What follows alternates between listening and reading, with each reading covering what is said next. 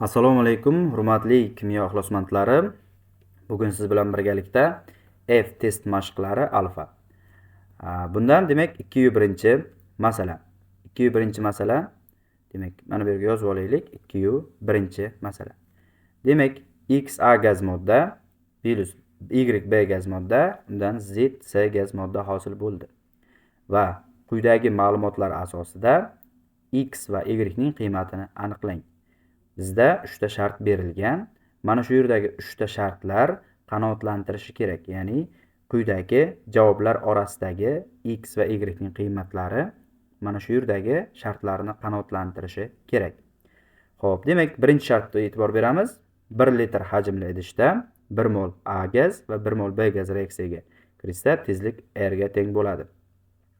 Keyingisi 1 litr hajmli idishda 1 mol A va 2 mol B gaz reaksiyaga kirsa, tezlik 4R ga teng bo'ladi.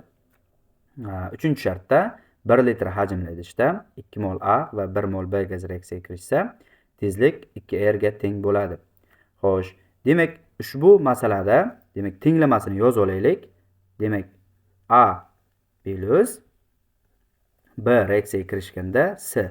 Demak, bu yerda gaz yozib deb o'tirmadim, chunki quyidagi reaksiya tenglamasini ko'rib turibsiz. Gaz deb yozib o'tirmadim. Va endi biz quyidagicha usul bilan ishlab ko'ramiz. Javoblarning orasidan xohlagan birini tanlab tekshirib ko'ramiz. Xohlagan bittasi demak javobni qanoatlantirishi kerak bo'ladi. Ya'ni bizda osonroq tushunishimiz uchun. Xo'sh, ana endi bizda hozir B javobni tekshirib ko'raylik.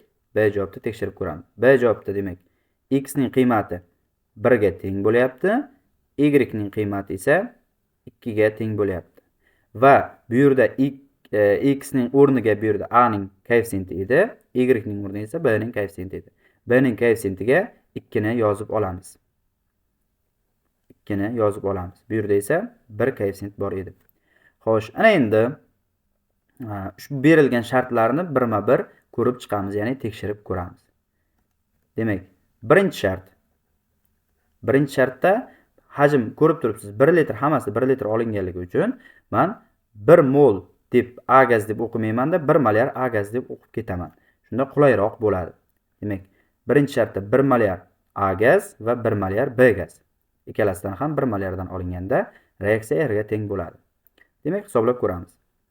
1 molyar demak A gazdan olganimizda koeffitsiyenti 1 ga teng, ya'ni darajasida 1 deb yozamiz. Mana xo'p, ko'paygan 1 molyar B gaz. Demak, 1 molyar B gaz demak darajasida 2, koeffitsiyenti 2 bo'lganligi uchun tezlik topadigan bo'lsam, bu yerga 1 ga teng bo'ladi. Va biz buni xo'sh, R deb olaylik. Endi ikkinchisi, qani ikkinchi shartni ham qanoatlantiradimi, yo'qmi? Xo'p, ikkinchi shartni qanoatlantirish uchun demak 1 molyar A gaz va 2 molyar B gaz olib ko'ramiz. 1 molyar A gaz oladigan bo'lsak, 1 darajasida 1. Demak, koeffitsiyenti 1 bo'lganligi uchun. Xo'p, ko'paytiramiz. Demak, 2 molyar B darajasida 2. Demak, hisoblaymiz. 1 ni birinchisi 1, 2 ni ikkinchisi 4. 4 ni 1 ga ko'paytiramiz. 4 ga teng bo'ldi. Demak, 1 R ga teng bo'lsa, 4 imiz 4 R ni tashkil qiladi. Xo'sh, endi 3-shartga e'tibor beramiz. 3-shart. Demak, ikkinchi shart qanoatlantirdi, 3-shartni qanoatlantirsa, to'g'ri javob B javob bo'ladi. Xo'p, demak, endi esa 2 molyar A gaz va 1 molyar B gaz reaksiyaga kirishdi. 2 molyar A gaz darajasi 1 ga teng, ko'paytiramiz. 1 molyar B gaz, demak, darajasi 2 ga teng. Shunda hisoblab ko'radigan bo'lsam, 2 ni birinchisi 2 ga, 1 ni ikkinchisi 1 ga teng. 2 ni 1 ga ko'paytirsak, 2 kelib chiqadi. Bunda esa 4R, 1 R'imiz, 1imiz R ga teng bo'lsa, 2imiz 2R ga teng bo'ladi. 2R ga teng bo'ladi. Va ko'rib turibsiz, R, 4R va 2R. Bu yerda mana shu, bu yerda ham shartda ham xuddi shunday ko'rinishda berilgan. Demak, biz B javobni tekshirib ko'rganimizda B javob bizda to'g'ri bo'ldi. Siz A javobdan boshlasangiz ham mumkin, D javobdan boshlashingiz ham mumkin. Demak, men B javobni tekshirib ko'rganimda B javobda xuddi shunday ifodalar kelib chiqdi. Xo'sh, demak, navbatdagi masalaga to'xtalamiz. Navbatdagi masalamiz 3-masala. Xo'p, shartda berilgan 2 mol metanol yondirilganda 3 mol kislorod sarflangan, 2 mol karbonat angidrid va 4 mol suv hosil bo'lgan. Reaksiyada kislorod hajmiga teng hajmda azot va kislorod aralashmasi, ya'ni havo olingan. Demak, quyidagi tarkibli bo'lgan aralashma ishlatilgan bo'lsa, reaksiya tezligi qanday o'zgaradi? Xo'p, keling biz masalani tenglamasini yozib olaylik. 2 mol metanol CH3OH plus 3 mol kislorod sarflangan. Undan demak 2 mol karbonat angidrid plus 4 mol suv hosil bo'lgan. Xo'sh, demak reaksiyani yozib oldik. Kislorodning hajmiga teng hajmda. Demak, siz e'tibor beradigan jihatlaridan mana bu azot kislorod aralashmasi. Ko'rib turibsiz, koeffitsiyentlarda ikkalasida ham 1 bor. Demak, 1 ga 1 mol nisbatdagi azot kislorod aralashmasi ishlatilgan. N2 plus O2 aralashmasi mollar nisbati 1 ga 1 ni tashkil etgan. Xo'sh, endi bu yerda kislorodimiz 3 mol ishlatilyapti. Demak, bu gazlarimizdan ham biz 3 mol olishimiz kerak. Shunda azotimiz 1,5 mol bo'ladi. Kislorodimiz ham, xo'sh, mana buni qaytadan yozamiz. 3. Demak, azot 1,5 mol bo'ladi. Kislorod 1,5 mol bo'ladi. Ikkalasi ham 1,5 moldan. Va demak, kislorod bu yerda kislorodni o'zi ishlatilganda 3 mol sarflanardi. Agar azot kislorod aralashmasi ishlatilsa esa 1,5 mol kislorod sarflanayapti. Demak, 3 ni 1,5 ga bo'ladigan bo'lsam 2 kelib chiqadi. Demak, konsentratsiyasi 2 marta kamaygan. Demak, 2 marta kamaygan bo'lsa, biz mana bu yerga 2 pastki sterilga kamayganligini belgiladi konsentratsiyasi. Xo'p, 2 ning 3-darajasi. Demak, 8 kelib chiqadi. Reaksiya tezligi 8 marta kamayadi. To'g'ri javob bizda B javob bo'ladi. Demak, navbatdagi masala. 4-1-masala. Demak, metan kislorodda yondirilgan, karbonat angidrid plus suv hosil bo'lgan. Reaksiyada kislorod hajmiga teng hajmda x mol azotni o'z ichiga olgan, ya'ni azot kislorod aralashmasi ishlatilgan, demak, havo. Aralashmasi ishlatilsa, reaksiya 64 marta sekinlashdi. X ning qiymatini aniqlang deyilgan savol ekan. Xuddi shunday reaksiya tenglamasini yozib olamiz. CH4 plus 2 mol kislorod, undan 1 mol karbonat angidrid plus 2 mol suv hosil bo'ladi. Ushbu reaksiya tenglamasi asosida bizga x mol azot va 1 mol kislorodni o'z ichiga olgan azot kislorod aralashmasi hosil, ya'ni sarflangan. Va bu yerda sarflangan kislorod hajmiga teng bo'lgan. Bu degani bu aralashmamiz 2 mol bo'lgan. Demak, 2 mol bo'ladigan bo'lsa, demak, reaksiyamiz 64 marta sekinlashgan. 64 marta sekinlashish uchun molyar konsentratsiyasini necha marta kamaytirishimiz kerak? Desa, bu yerda konsentratsiyasini kamaytirganimiz biz y deb belgilab olamiz. Demak, y ning kvadrat darajasida kamaytirganda bu yerda 64 marta kamaygan ekan, ya'ni sekinlashgan deb yozib qo'yibdi mana bu yerda. Xo'p, demak, y dan topishimiz uchun 64 dan ildiz oladigan bo'lsak, 8 kelib chiqadi. Demak, 8 marta kamaygan. Kamayadi deb yozib qo'yamiz. Kamaygan. Demak, bizda 2 mol kislorod ishlatilgan. 2 ni 8 marta kamaytiradigan bo'lsak, 2 ni 8 ga bo'lamiz. Shunda 0,25 molyar kislorod ishlatilgan. Demak, hajm agar 1 litr deb oladigan bo'lsak, xo'p, bu yerda bu aralashmada demak 0,25 molyar kislorod bo'lgan. Mol desak ham bo'ladi, molyar hajm berilmaganligi uchun.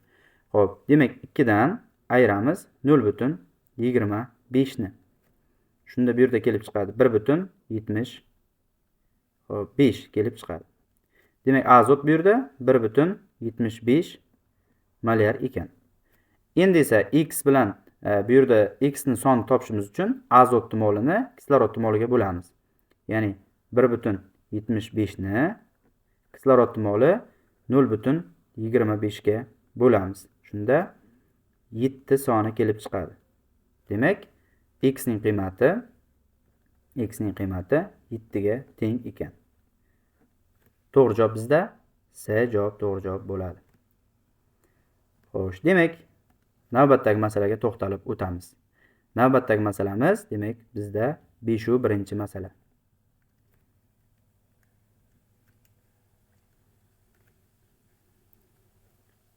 Demak, 5-birinchi masala. 5-birinchi masalada quyidagi shart berilgan: 2 mol A gaz reaksiyaga 2 mol A gaz plus 1 mol B gaz, undan 2 mol C gaz reaksiyaga tezligi 4,8 mol taqsim litr ko'paygan sekund. Xo'p, tezlik konstantasi K ning qiymati 0,2 litr kvadrat taqsim mol kvadrat ko'paygan sekund.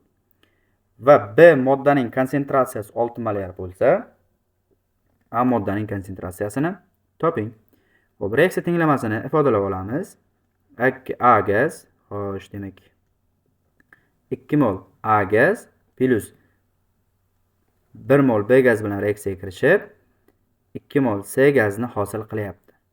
Shunda bizda reaksiya tezligini topish ifodasi bor edi. Demak, V1 teng konstanta K1 ko'paygan, xo'p, A ning n'inchisi ko'paygan B ning m'inchisi degan ifodamiz mavjud edi. Mana shu ifodaga binoan reaksiya tezligi 4,8 kelib chiqqan. Demak, qo'yib olamiz. 4,8. Demak, 4,8 reaksiya tezligi kelib chiqqan. Shunda bu yerda A moddaning molar konsentratsiyasi noma'lum, shuning uchun X konsentratsiya deb olamiz. B moddaniki aniq bo'lgani uchun 6 molar konsentratsiya berilgan. Va ushbu qiymatlarni tenglamadagi A va B ning o'rniga qo'yib olishimiz kerak. Teng konstanta qiymati yozib qo'yibdi mana bu yerda bizga. K ning qiymati 0,2. Reaksiya tezligimiz 4,8. Konstanta qiymati 0,2 ko'paytiramiz. A ning demak konsentratsiyasi x bo'lganligi uchun x, oldida koeffitsient 2, demak kvadrati ko'paygan. B ning konsentratsiyasi 6, darajasida 1 yozmasak ham bo'ladi. Va buni tenglamani quyidagicha yechim qilamiz. 4,8 teng 0,2 ni 6 ga ko'paytirib olamiz. 1,2 va x kvadratga ko'paytiramiz. Teng bo'ladi 1,2 x kvadratga. Demak, x kvadratni topib oladigan bo'lsak, 4,8 ni 1,2 ga bo'lamiz. Bunda 4 kelib chiqadi. Demak, x kvadrat 4 ga teng bo'lsa, x ning qiymatini topsak 2 ga teng bo'ladi. Demak, bu yerda x moddamizdan, A moddamizdan 2 molar olingan. To'g'ri javob bizda A javob bo'ladi. Xo'sh, demak, navbatdagi masalaga to'xtalib o'tamiz. Demak, navbatdagi masalamiz 6-birinchi masala. 6-birinchi masalada berilgan shart bo'yicha ishlab ko'ramiz. 2 mol X gazdan hosil bo'lyapti 3 mol Y gaz. Reaksiyadagi oniy tezlik, boyagi tezlikda oniy tezlik 5 mol taqsim litr ko'paygan sekund va X moddaning konsentratsiyasi 0,5 molar bo'lsa, tezlik konstantasini aniqlang. Xo'sh, reaksiya tenglamasini ifodalab olamiz. 2x gazdan 3y gaz hosil bo'lyapti. Demak, reaksiyada oniy tezlik, ya'ni oniy tezlik 5 mol taqsim litr sekundga teng bo'lsa, xo'p, V1 deb yozib olamiz. 5 ga teng. 5 deb yozib olaylik. 5 mol taqsim litr ga teng emas, 5 ga teng deb olsak bo'ladi. Ya'ni yechim qilishimiz uchun. Xo'sh, endi bizda X moddaning konsentratsiyasi aniq. X moddaning konsentratsiyasi aniq bo'lganligi uchun, xo'sh, 0,5. Ya'ni mana bu ifodaga qo'yamiz. V1 ko'paygan K1 teng A ning n'inchisi ko'paygan B ning m'inchi darajasi. Mana shu ifodaga qo'yib olamiz. Xo'sh, demak, V aniq bizda, V1 aniq 5. Xo'sh, teng konstanta qiymati noma'lum bo'lgani uchun konstanta x deb olamiz. Xo'p, x deb olamiz. X ning konsentratsiyasi, X moddaning konsentratsiyasi 0,5 va koeffitsiyenti 2 ga teng. 2. Shunda 5 teng deymiz. X ni 0,5 ning kvadratiga ko'paytirib olamiz. Demak, x teng 0,5 ning kvadrati bu 0,25. 0,25 ni x ga ko'paytiramiz. 0,25 x. X ni topadigan bo'lsam, xuddiki 5 ni 0,25 ga bo'ldim degani, bu 4 ga ko'paytirdim degani bilan bir xil. Demak, 5 ni 0,25 ga bo'lsak, 20 kelib chiqadi. Demak, bu moddaning molyar konsentratsiyasi, xo'sh, demak, yo'q, uzr. Molyar konsentratsiya emas. Demak, K1 ning qiymati 20 ga teng, ya'ni konstanta qiymasi 20 ga teng ekan. To'g'ri javob bizda D javob bo'ladi. Xo'p, demak, navbatdagi masalamizni ko'rib o'tamiz. 7-birinchi masala. Xo'p, 2 mol X gaz, demak X gaz plus Y moddamiz qattiq plus Z moddamiz gaz reaksiyaga kirishganda T gaz va 2L gaz moddalarni hosil qilgan. Reaksiyaning tezlik konstantasini aniqlang. Bu yerda ham konstantani aniqlang deyilgan ekan. Konstantani aniqlashimiz uchun Y moddani bizda qattiq bo'lganligi uchun biz xo'p, reaksiya tezligiga ta'sir ko'rsatmaydi deb aytamiz. Ta'sir ko'rsatmaydigan bo'lsa, xo'p, qanday reaksiya amalga oshadi? Xo'sh. Demak, yuqoridagi formula asosida demak yozib olamiz. 2x plus y ni yozmaymiz, chunki reaksiya tezligi ta'sir ko'rsatmaydi deb. Xo'p, z deb yozamiz. Bundan chiqadi, demak, T gaz modda plus 2L. Ushbu reaksiya asosida biz reaksiya tenglamasidagi tezlik konstantasini hisoblab olsak bo'ladi. Demak, x ning konsentratsiyasi bizda 0,4. Xo'sh, 0,4. Z niki esa mana bu yerda 0,8. 0,8 deb berilgan. Xo'p, reaksiyamizning tezligi 3,2. Yozamiz demak. Mana bu ifodaga qo'yamiz. V1 teng K1 ko'paygan A ning n'inchisi teng B ning m'inchisi, ya'ni mana shu ifodaga qo'yib olamiz. Demak, tezlik bizda aniq. Xo'sh, 3,2 teng bo'ladi. Xo'sh, mana qaytadan yozaylik. 3,2 teng bo'ladi. Konstanta noma'lum bo'lgani uchun. Xo'sh, K1 deb yozib ketamiz bu yoqqa. Teng. Demak, ko'paytiruv A moddaning konsentratsiyasi yozamiz bu yerga. 0,4 ning kvadrati. Xo'sh, demak 0,4 ning kvadrati ko'paygan Z moddani yozamiz. 0,8 ning birinchi darajasi. Xo'sh, demak mana shu quyidagi tenglamani biz ishlab olishimiz kerak bo'ladi. Demak, bu yerda hisob kitoblarni amalga oshiramiz. 0,4 ning kvadrati 0,16 ga teng. 0,16 ni esa ko'paytiramiz 0,8 ga.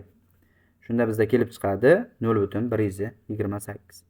Demak, 3,2 teng deymiz. Xo'sh, 0,1 xo'sh, mana bu yerga 0,128 xo'p, K1 ga teng. K1 ning qiymatini topib oladigan bo'lsak, xo'sh, demak K1. Demak, 3,2 ni bo'lamiz 0,128 ga.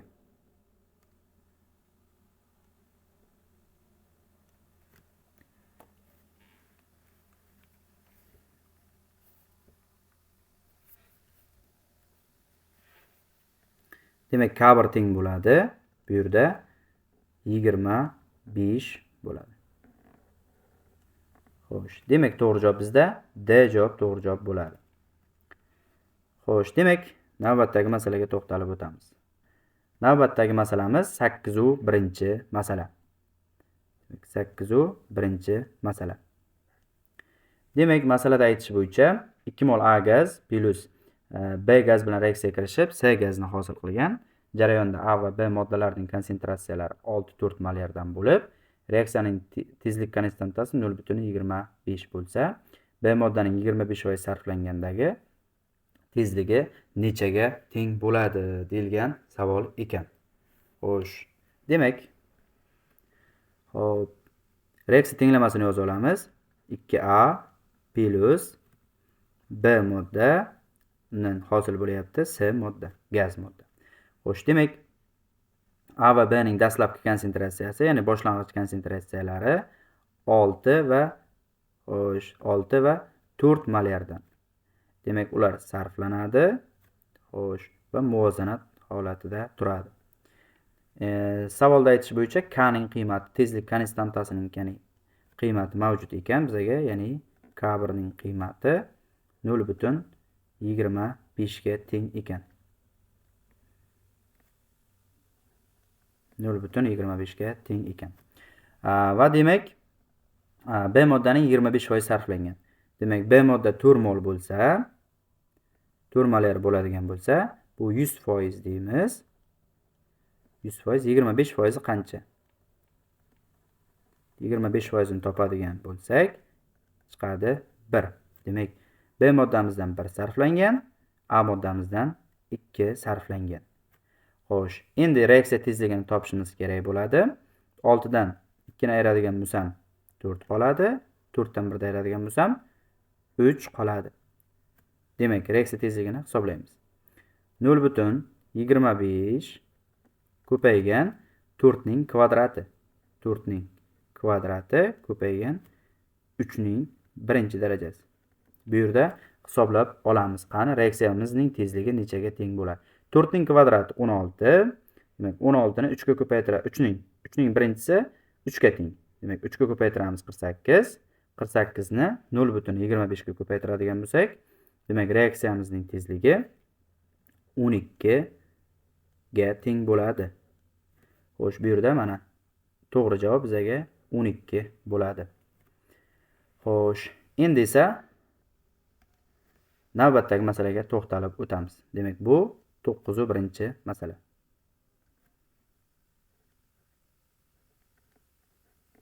9-masala. Xo'p, reaksiya tenglamasini xuddi shunday ifodalab olamiz. Birinchi masalaning shartini o'qib olishimiz kerak.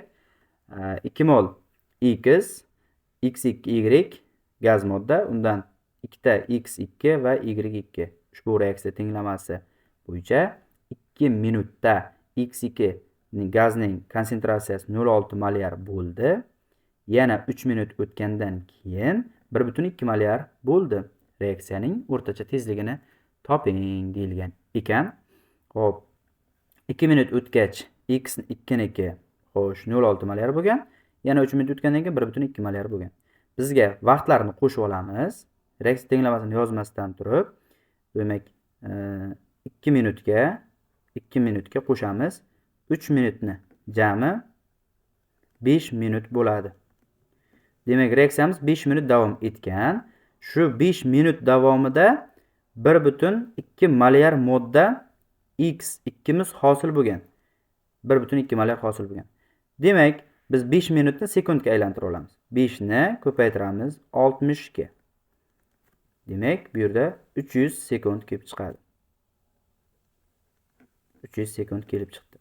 Demak, 1.2 molarimiz, 1.2 molar moddamiz 300 sekund davomida hosil bo'lsa, 1 sekundda qancha hosil bo'ladi deymiz.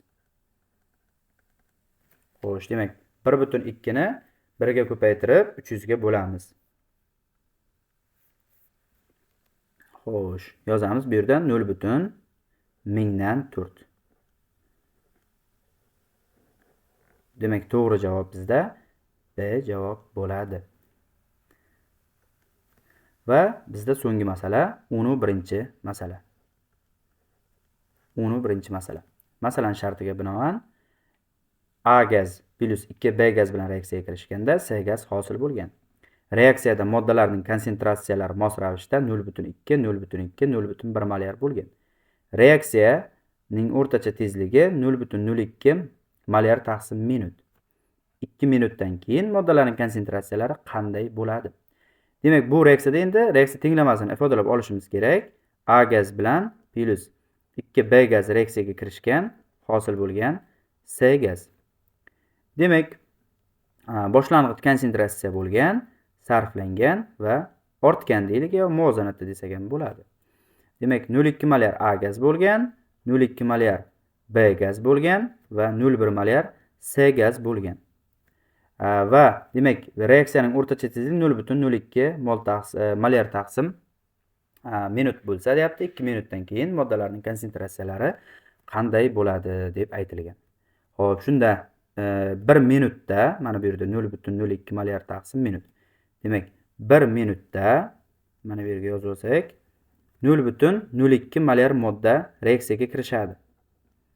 Bizda 2 minut berilgan ekan. 2 minutda esa x desak 2 ga ko'paytiramiz. 0.04 molar modda reaksiyaga kirishadi. Mana bu molar deb yozib qo'yamiz. 2 molar reaksiyaga kirishadi. Xo'p, demak 0.04 molar A gaz reaksiyaga kirsa, 0.08 molar, xo'sh. Yo'q. Mana bunday yozib olishimiz kerak bo'ladi. Xo'p, mana 0.04 molar. Xo'p, B gazimizdan esa 0.08 molar reaksiyaga kirishadi. C gazimizdan esa 0.04 molar hosil bo'ladi. Muvozanatda qanday turadi? 0.2 dan 0.04 ayiramiz. 0.16. 0.2 dan 0.08 ayiramiz. 0.12. C dan demak 0.1 dan 0.04 ayiramiz. 0.06. Demak, quyidagicha reaksiyada hosil bo'lar ekan moddalar. Demak, to'g'ri javob bizda 0.16, 0.12, 0. Xo'sh, yo'q. Biz mana bu yerda xato qildik. Mana bu yerda to'g'ri javobni. Xo'p, ikkalasini qo'shib qo'yishimiz kerak edi. 0.14 molar bo'lardi. Demak, bizda to'g'ri javob B javob to'g'ri javob bo'ladi. Xo'sh, demak, bizda reaksiyadagi F test mashqlari bo'yicha quyidagi masalalarning yechimi bo'ldi.